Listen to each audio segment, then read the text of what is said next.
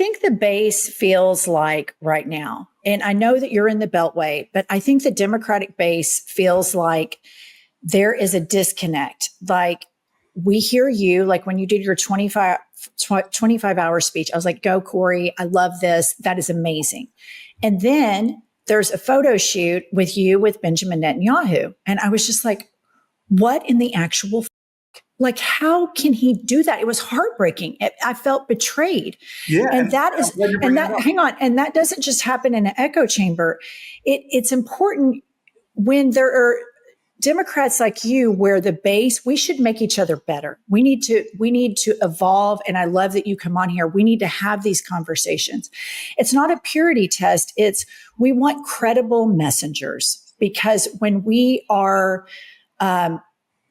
down the middle and beholden to corporate interests, then we leave this vacuum, and that's how fascism has flourished. And so for myself and a lot of our listeners, when I saw the picture with Benjamin Netanyahu, I felt like it diminished your 25 hours. That's how it felt to me. So a few things. I've had it hosted New Jersey Senator Cory Booker, and it didn't go well for the politician. Our weapons, and even Democratic politicians signed them before they were sent over to kill kids. I really feel like if we get through this fascism, we have to have conversations like this, Senator. I think but you're right. Where you're right is the Democratic Party. Again, as a Black guy in America, there are so many things we don't talk about that we need to have an honest conversation about. You're right. I work in a place that corruption has been accepted. Why are people taking corporate PAC money? Why are people trading stocks? Now he's going to walk right into this next one. Look, I'm one of a handful of people that don't take corporate PAC money. I don't understand my Democratic What Party. about AIPAC money? You take AIPAC money, don't you? A minuscule percentage of my resources come from I read it's like 800,000. Yeah, but that's a lifetime number. So this to me is about, again, we could pick at each other, or we could do what we need to be doing right now, is joining in a chorus of conviction to condemn it. And again, I'm a child of civil rights activists. You think Malcolm X and Martin Luther King agreed on everything? No. And that is absurd, flat out. Because you know what they did agree on? Do you think he's a war criminal, Benjamin Netanyahu? Do you think he's a war criminal? Again, these are questions that a lot of people think are the important litmus tests that are loaded and hot. My urgency is to be an effective leader in bringing an end to this crisis. And I get these questions all the time that, to me, undermine my urgency.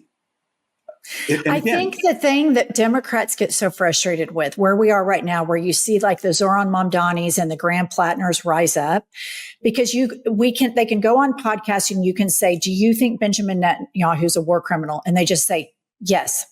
And that's the end of it. It's not all of the rhetoric answering. It's like what happens to Democratic politicians, they go through this like prism, and then we can't ever get like the answer to yes or no conversations like you do with Bernie and others. And that's the frustration for the Democratic base with leadership. Do I think Netanyahu is worse than Trump? Yes. Do I think that we right now in America should be doing everything possible to bring peace, not just to that crisis, but to the ones that shock me that no one talks about? And I hope, and I don't know if you guys have or not, but crises like Sudan, where there are American weapons literally causing horrific, in fact, by double, triple, quadruple, it's the biggest humanitarian crisis that we're not talking about as a country. When I was coming up, everybody was talking about Darfur. Now the moral silence is outrageous. Respectfully, that's just wrong and also terrible framing. You know who's screaming about this? Leftists, who you hate. The pivot is outrageous here. So we are in the Senate today outside the office of Senator Cory Booker because we saw a really, really, really creepy photo of him with somebody who I think is wanted for war crimes. Who is he with? Yeah, so Yoav Gallant, who is wanted internationally by the highest court in the world for war crimes, was here, and Cory Booker hosted him yesterday. Imagine, he was right here walking in these halls. And there are over 100 countries, right, where if he steps foot there, he would be arrested. But here, Cory Booker invited him into his office. It's not just disappointing, it's absolutely disgusting. I mean, this man spoke about Palestinians very early on as animals. He said they weren't humans. He's directly responsible for the genocide that is happening. He specifically spoke about cutting electricity, access to food, access to water. He is an actual monster. And Cory Booker, who presents himself as a very empathetic human who cares about people and animals and everything. I mean, do Palestinian people not count? Do Palestinian men, women, children not count in that empathy? Shame on Cory Booker. Shame on you, Cory Booker. And we would have been inside, but they locked the door. Yeah, yeah. So But you have Gallant we're is not welcome. welcome. You have Gallant is welcome. We are not. Senator Booker, why have the Democrats just done so little to exercise leverage against Israel while it's when somebody starts out with the Democrats, I know they're divided. President Biden?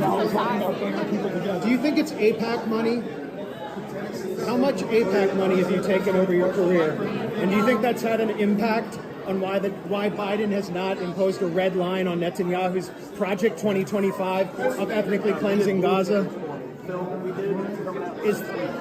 Is it meddling for AIPAC to donate so much money? Oh, yeah. How many Palestinians does Israel need to kill? How many Palestinians does Israel need to kill before you impose a ceasefire? Journalist Abby Martin would write of the senator, considered one of the most pro-Israel Dems, only candidate to co-sponsor anti-BDS Act, says he texts like teens with AIPAC president, lobbied black congressmen to not boycott Benjamin Netanyahu's speech, co-sponsored a resolution against Barack Obama and in support of illegal settlements. During 2014 Gaza war, Cory Booker denounced Hamas, who rack up casualties, and sponsored $225 million in emergency military aid. Said, quote, "There's no greater moral vandalism than dividing support for Israel, and he'd rather cut off his right hand than abandon it." In all, the figure and number rather that he said is over the course of his career, nonetheless, is $871,000 plus. What I think is so deeply frustrating are the points that have been brought up, right? And how Cory Booker then says, "Do I think that Benjamin Netanyahu is worse than Donald Trump?" Yes. It's like, oh, okay, that wasn't the question.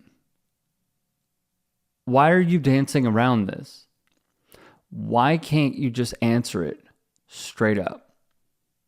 And all of this filibustering about, oh, well, I get small dollar donations in response to you saying you don't take corporate PAC money, but you take it from a foreign government.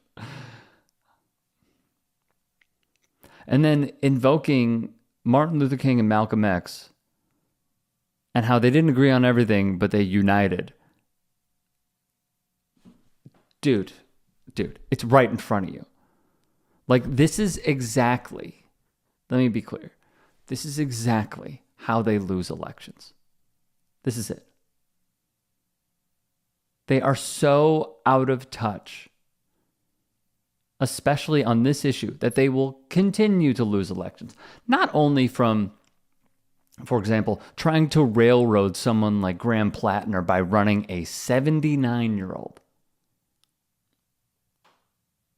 A 79-year-old. When you have a dude that is gaining support because his stances are popular and the DNC is trying to railroad him. And I guarantee Cory Booker would not endorse Graham Plattner, but he would endorse the 79-year-old. Like, it is tough, man. Really. There are some worthy people that you can be like, yeah, he's all right. I like him. Yeah, he's cool. He's all right. Most of his positions I agree on. But to be so obtuse with the direction that they want to go in and not representing the base will continue to lose elections. And look no further than this guy. Because he wants to be the Dem nominee. He's going to fight for it. And you know what should be brought up? This.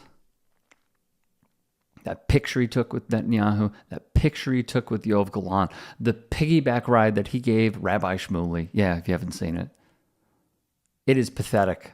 The ways that he will go about not answering a question with continuing his unwavering support for what is going on.